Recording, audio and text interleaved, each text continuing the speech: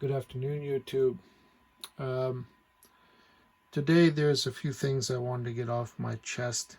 Um, I know I haven't posted in a little while, but this one will be in an opinion vlog, if you will.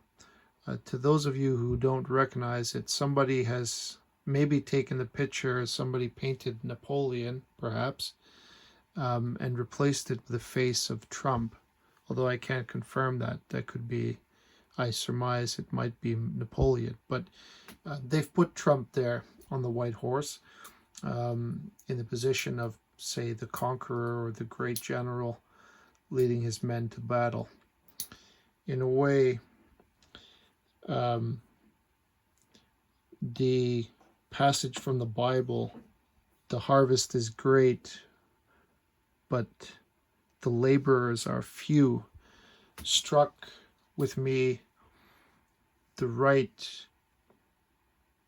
let's say, metaphor saying to compare to how I see things happening in America. Trump is basically that which created the harvest. The situation that you're all undoubtedly aware of.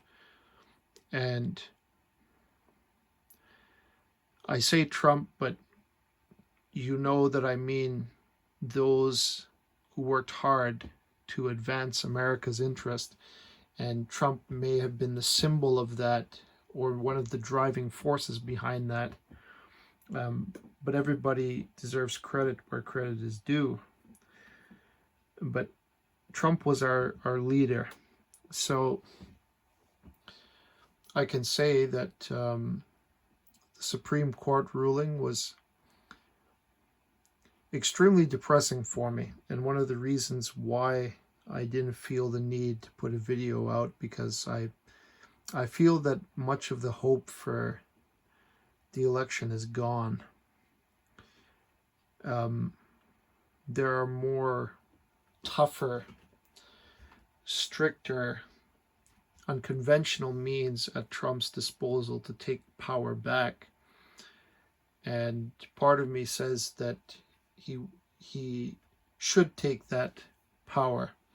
And another part of me knows that a man of principle will never stoop that low just to withhold the office. Joe Biden, a guy without principle, will cheat, lie, steal, murder, corrupt everybody in his path to achieve victory. A man with no honor, no integrity as a human being. That's Joe Biden. Trump would never stoop that low because he's a man of principle. And when I studied his background and I looked at lots of videos of him from the past, he would always say, I'm not running for office so I don't have to lie about what I think. And I can say what I think. And that's basically the attitude he's always had regarding the press or an interview or whatever. And there's many videos out there that will back that statement. So why am I making this video? I'm making it as a reflection, so to speak, because Trump has inspired me, as I'm sure he's inspired many Americans, about what the greatness of humanity could be if we reached our full potential and we're in a position to achieve our dreams. And Trump wields that power currently, but it appears that it will be taken from him by lesser people.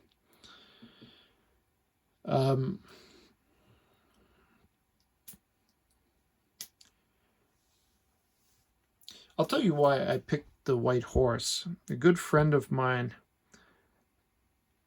suggested to me that Trump is the great general or the conqueror on the white horse because he goes into battle against extreme odds and he wins and gains victory and conquers and surpasses great odds to achieve victory. And in a way, Trump has been doing that all his life. Um, if you hate him, even if you hate him, you cannot deny that the man created great success, great wealth, was able to negotiate business deals that not an average person could create those situations. He has a vision for the future, and he exercises that, and that helps him to grow. At the same time, I would say that he is tough but fair in business, because though people make up a reputation that he's ruthless, really, he does factor into his tactics the well-being of people. It's not only about the money. And I insist that Trump is a man of integrity, and that money was but a byproduct of something else that was driving him. Will Trump remain president? In my heart, I hope that he will, but in reality, the Democrats have proven that they can corrupt quite a lot, a devastating amount of people. If they can't corrupt, they will intimidate, or they may create an accident for you, or something like the mafia would do in those old films we used to watch. I was a big fan of mafia films when I was young, when I was 16. And well, now in hindsight, I admire them because of their aggression, but now I look at them and I say, my God, for the other side, it was a terrible situation. And I empathize with those people now, because really it's the witnesses that Giuliani brought forward showed me the bravery of ordinary Americans standing up for the truth.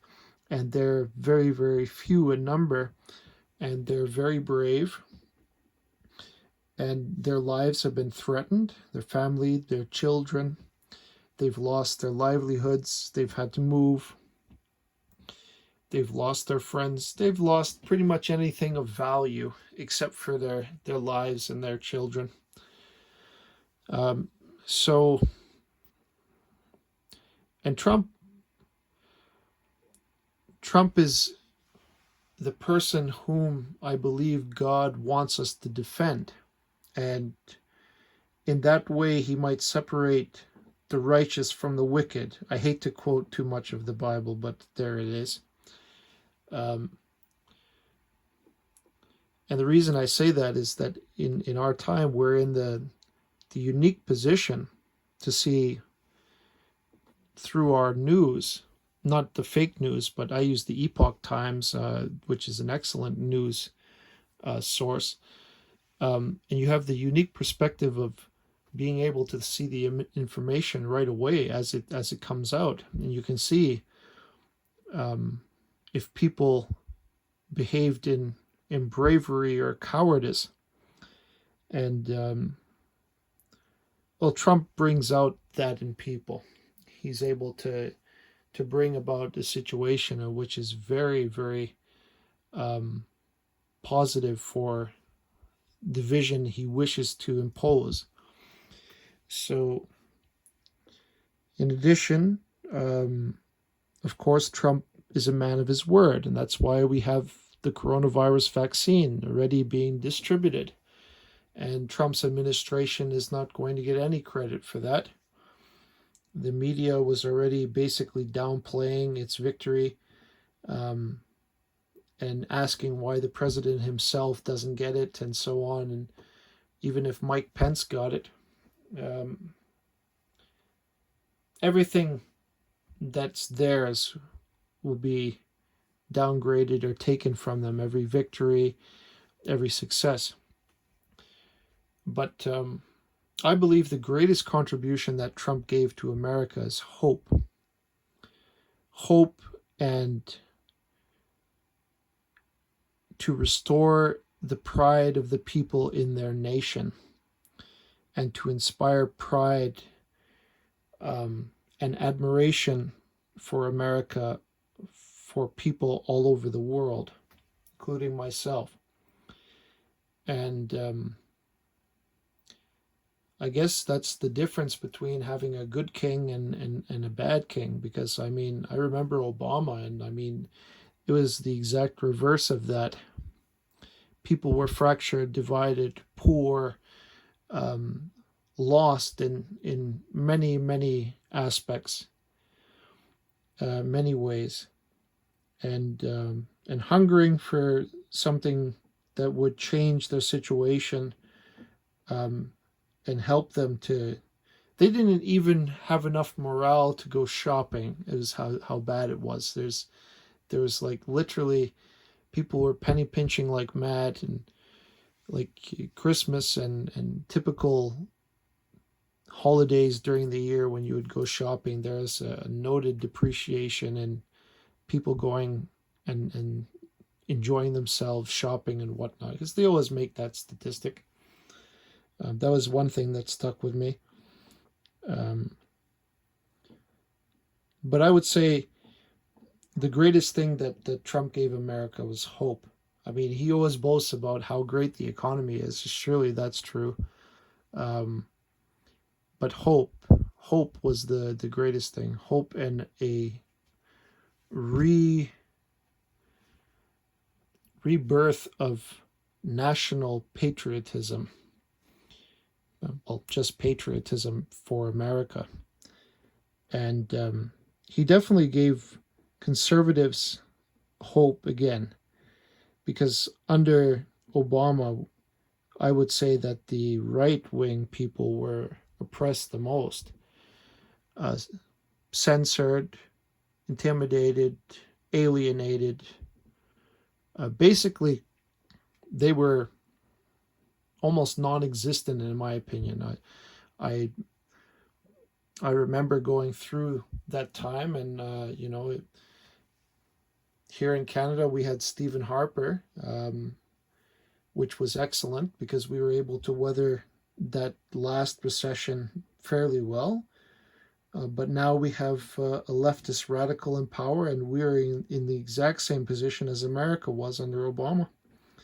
And I ask myself all the time how these immature children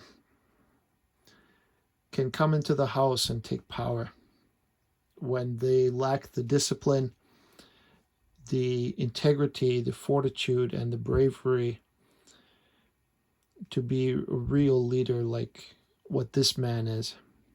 And I hope history will remember him as one of the greatest presidents in history. And if I could carve his face into Mount Rushmore as the number 5, that would be something I would like to see done to honor him.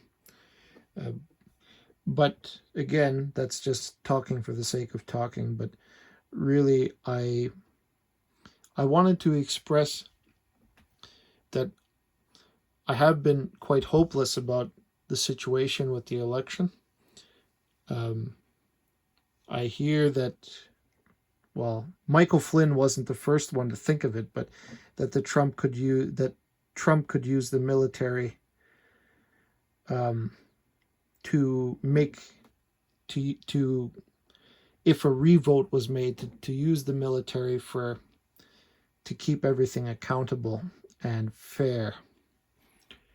To me, I still say that voiding the entire election and re-voting without mail-in ballots and without the Dominion voting machines would be the best outcome for anybody, for everybody. Undoubtedly, there is overwhelming evidence to me, and to anybody else who wants to watch the hours and hours of testimony of witnesses that signed affidavits, testifying to the fraud, to ballot stuffing, to hiding in plain sight while reprogramming machines and whatnot with different algorithms, and flipping votes. Oh God, I've seen so many hours of it, And nobody could convince me that there wasn't fraud made, which is why it makes me so upset and heartbroken in a way that there still is no accountability, and there wasn't even a chance to get evidence because they're destroying it, and they've probably destroyed, the left has probably destroyed all of the evidence, if not most of it, because it's been so long already. And the machines were designed to be forensically destructive in the first place. So, like, I mean, how hard is it to reprogram that thing? And you don't even have to reprogram it. You just delete the files. So there won't be any evidence. So I don't know. Maybe Congress will surprise us in the end. I don't know. I don't have much faith in anything that the Republicans are doing. To me, they're few in number that have the fortitude and the bravery to actually stand up, and we need a lot more people, a lot, in order to get Trump in. And I don't know if that's still a possibility, but I'm thinking it will, because the electorate college placed their vote, which predictably was Biden. Um, but I sometimes I do wish that Trump would do what Sidney Powell said, and that's use emergency powers to essentially boost the investigation so that they could really get things going. But I think it might be too late for that now. So regardless of that, regardless of that,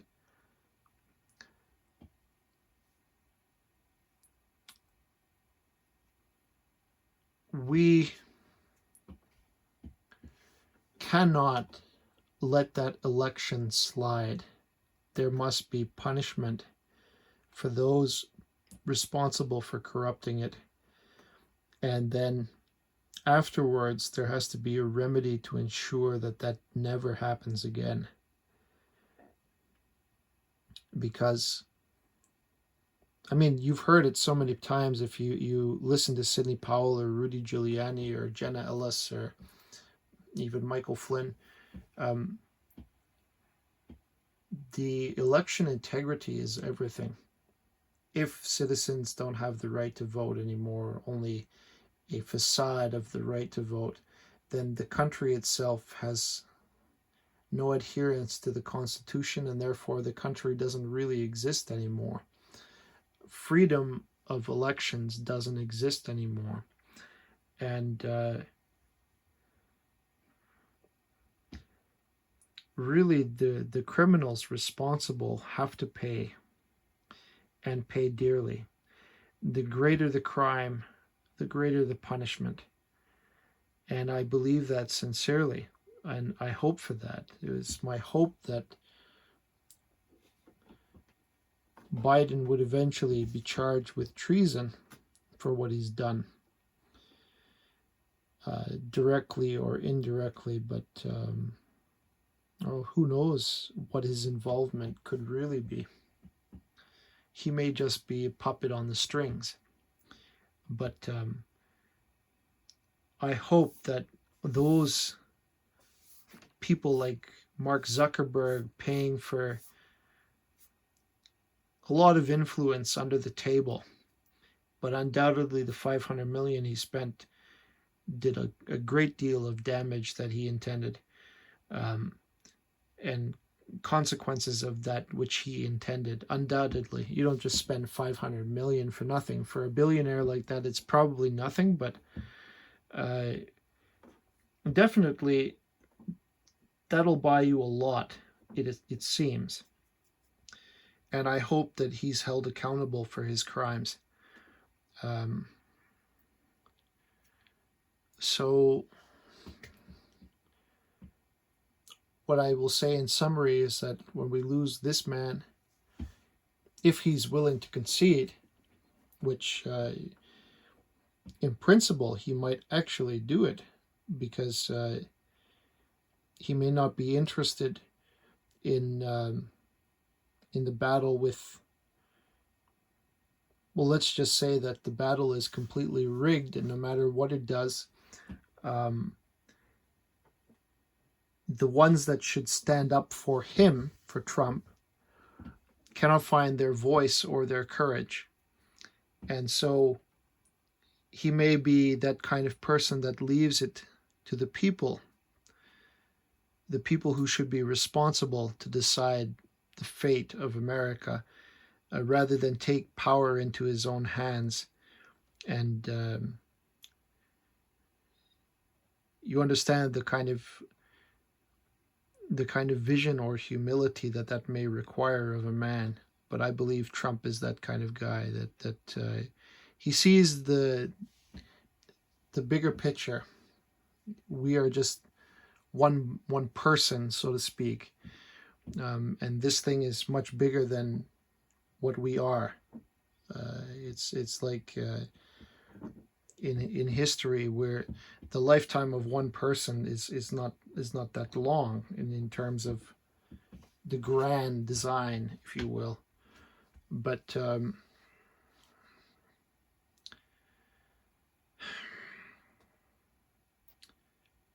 I hope that America will not give up on Trump. As I see a lot of it, a lot of people felt the same as me after the Supreme Court ruled. And I hope that America doesn't give up on Trump, and America doesn't give up on itself. The tragedy and the consequences will be very severe if that should come. And time will tell, but it'll prove that money, rather than morality, ethics, or integrity, money will be more of the primary tool to have power. So money will control power, essentially. And the proper way is for principle to control both those things: personal integrity, personal ethics, morality, whatever you want to call it.